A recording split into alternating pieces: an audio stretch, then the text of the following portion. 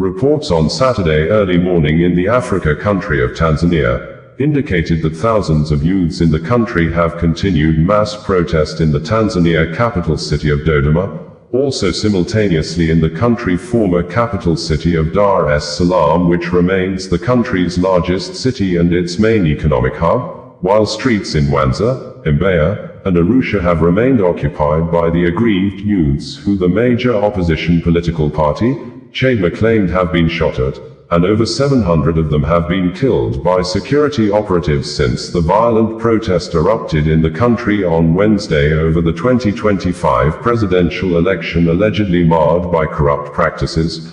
But the Tanzania Foreign Ministry dismissed the claim, saying, the Tanzania government is not aware of any death recorded or any of the protesters killed, adding, the government has not used excessive force on the protesters. This, the United Nations UN Human Rights Office stated on Friday that it has a credible report of at least 10 deaths recorded as a result of killing of protesters by the Tanzania security forces, and information from border communities between Tanzania and Kenya indicated that, on Thursday, October 30th, in the afternoon, chaos broke out at the Namanga border checkpoint as Kenyan and Tanzanian youth threw stones at Tanzanian police, and the police responded with live ammunition and tear gas canisters, leading to a casualty of 2 people shot dead by police and 2 others, including a Kenyan police officer, were seriously injured. While violent protest continued across major cities in Tanzania,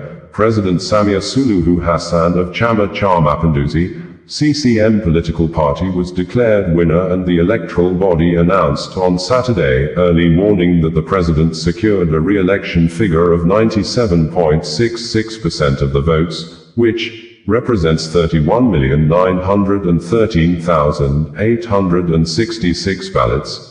In the October 29, 2025 controversial presidential election boycotted by the country's main opposition political party, Chama, which the Chama political party did by not signing the Electoral Code of Conduct after the set deadline, and the Tanzania electoral body subsequently banned the Chama political party from participating in the general election and all by-elections till 2030, and this is in addition to the disqualifications of challengers like Tundu Lissu of Chadema political party, the main opposition leader who remains detained since April 2025, and other serious challenger, Luhaga Mpina of ACT-Wazalendo, was disqualified on technicalities.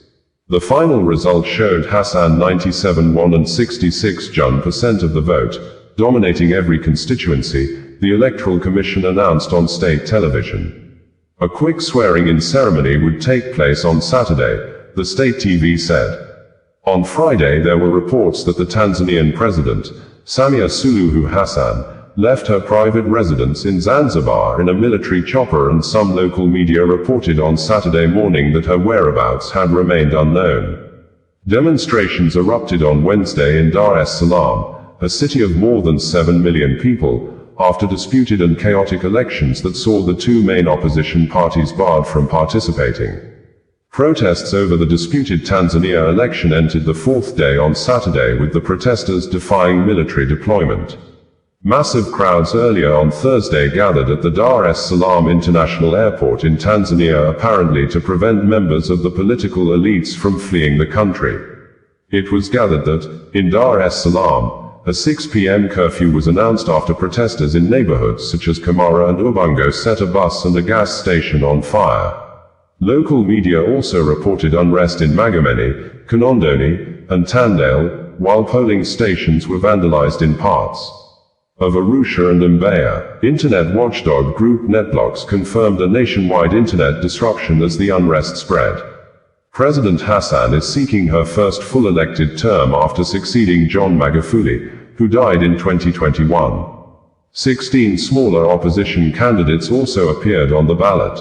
Al Jazeera had reported on Friday that Tanzania's main opposition party has claimed that hundreds of people have been killed in protests following this week's disputed elections, while the United Nations says it has credible reports. At least 10 people died. As we speak, the number of deaths in Dar es Salaam is around 350, and there are more than 200 in Mwanza, Chadema party spokesperson, John Kitoka told the AFP news agency on Friday, referring to the commercial capital in northern Tanzania. If we add the figures from other places in the country, we arrive at a total of around 700 deaths.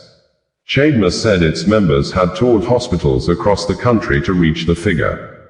AFP reported it had received a similar toll from a security source. Al Jazeera has been unable to independently verify the number of deaths since elections on Wednesday. However, Tanzania's Foreign Minister, Mahmoud Thabit Kombo, denied that excessive force has been used, telling Al Jazeera the government has no official figures on any protesters killed. Currently no excessive force has been used, Kombo said on Friday, denying opposition reports about hundreds of people killed. I've not seen these 700 anywhere. There's no number until now of any protesters killed. Kombo said there have been pockets of violence and vandalism in various areas against government properties, including offices and vehicles. The national electricity supply utilities have been burned, he added. The opposition's estimated toll contrasted with that of the UN. In a Friday briefing, UN human rights spokesperson, Sif Magango told Geneva reporters that credible sources had indicated at least 10 deaths at the hands of security forces so far. We call on the security forces to refrain from using unnecessary or disproportionate force, including lethal weapons, against protesters, and to make every effort to de-escalate tensions, Magango said in the same briefing. Meanwhile, there are unconfirmed reports that Tanzanian celebrities including diamond platinums have fled amid protests in Tanzania, which the reports indicated that the protesters are now targeting celebrities who promoted Samia Suluhu during the electioneering campaign.